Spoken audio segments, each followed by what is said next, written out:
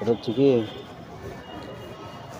কারো স্বার্থে তুমি নিজে কারো প্রতিদ্বন্দ্বী হয় না।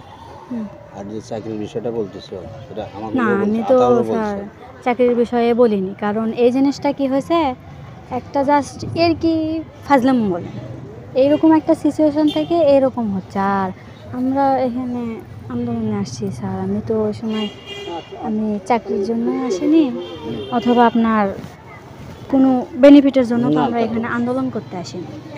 এই কালাম স্যারের সাথে সেদিন আর কি কেউ ছিল না, আমরা হচ্ছে যে কয়েকজন ওখানে ছিলাম। তো স্যারের সাথে ফাজলামো করা হচ্ছে, ফাজলামো করতে করতে স্যার এখন বলতেছে যে চাকরি নাও। তাই আমি বের কি করেছি দেন তো, আমার সেই যোগ্যতা আছে। এই কথার থেকে কথাটা এত দূর পর্যন্ত গেছে। এতে ছাত্রদেরও কোনো স্বার্থ নাই বা আমারও কোনো চাকরির নাই, কোনো কিছুর জন্য কিন্তু আমরা এখানে আসিনি। এখন সেদিন আতাউর স্যার বলল যে আপনি নাকি পাঠাইছিলেন, তো যাই হোক এখন বলেন কি বললেন।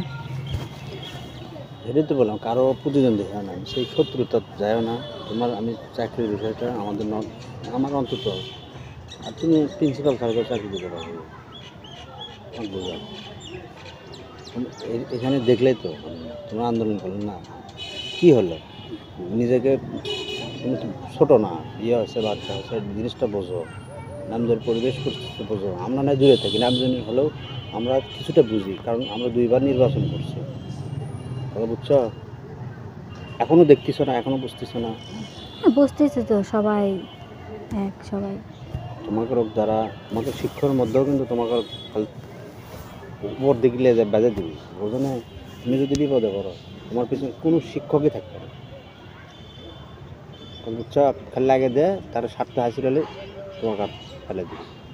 এখন আপনি ওই এখন স্যারের কি স্বার্থ যে আমার চাকরি দিবি কম, এটা এখন এখন স্যার আসা লাগবে, স্যার আসে স্যার তো আসবেই, নিজেকে নির্দোষ প্রমাণ করবে, এটা হিসেব দেওয়ার কথা বলছে, সেটা দিবে। তোমার কলেজের যে যে হিসাবটা তোমার বলছো না, এটা তো মাস দিবেই,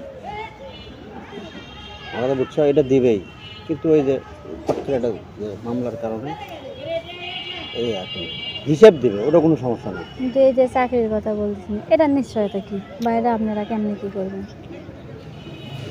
আমরা কার কাছ থেকে আমার বুঝো প্রিন্সিপালের সাথে থাকি না, প্রিন্সিপালের সাথে কারণ দোষ না করো আমাদের দোষ, এই তো কথা।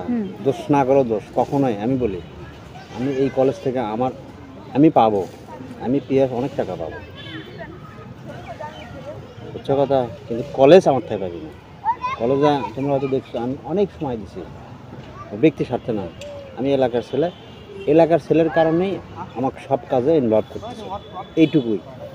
এই দলীয় বিষয় বা অন্য কোনো বিষয় না, চাকরির বিষয়টা আমার তরফ থেকে। আমি স্যারের সাথেও কথা বলছি, আমার তোমার অনুমতি দিছে, পারমিশন দিছে দেখে আমি তোমার সাথে কথা বলতেছি। তাইজুল বললো না কথা বলার দরকার নেই, তাহলে আমি কথা বলছি। তুমি নিজেও কথা বলে দেখো স্যারের হোয়াটসঅ্যাপে। এখন স্যার শোনেন, আমি আমার কথা তার কথা কি মিলে কিনা। উনি যদি নিজেকে নির্দোষ প্রমাণ করতে পারে, স্যার আমাকে চাকরির দরকার নেই, কারণ আমি স্টুডেন্টদের সাথে বিশ্বাসঘাতকতা, এটা চরম একটা অন্যায় হয়ে যাবে। তো সেক্ষেত্রে উনি নিজেকে নির্দোষ প্রমাণ করে উনি বসুক, সমস্যা নেই। এখন আমার তো সবাই যেভাবে হোক ফলো করে ইয়ে করে, বেশিক্ষণ কথা বলাও যাবে না। এখন না আমি আরও কিছু আরও কিছু যদি বলেন তাহলে আরও তুমি আমার ঘর দরকার হলে হোয়াটসঅ্যাপে কথা বলো, আমার ওই নাম্বার দিয়ে হোয়াটসঅ্যাপ। এই কথা প্রিন্সিপালের সাথে আপনার হয়েছে ডাইরেক্ট? তুমি নিজেও কথা বলতে হ্যালো কলেজে আছি, এই ধরো 10-15 মিনিট পর বের হবে। আচ্ছা আচ্ছা শোনো, আমি আমার সম্পর্কে তোমার ধারণা কতটুকু জানি না, আমি মিথ্যা কথা বলিও না, মানে এরকম সিরিয়াসলি মূর্তি মিথ্যা কথা বলে কাউকে পাশে নেওয়া বা আমার স্বার্থ হাসিল করা, আমি এটা করবো না, আচ্ছা? কখনোই হবে না। আমি তাই বলছি, তুমি নিজেও কথা বলে দেখবো যে আমার কথা তার কথা মিলে কিনা। না আমি কাজ করে কেমনি কথা বলবো, হোয়াটসঅ্যাপ নাম্বার আর আগের নাম্বার আছে না।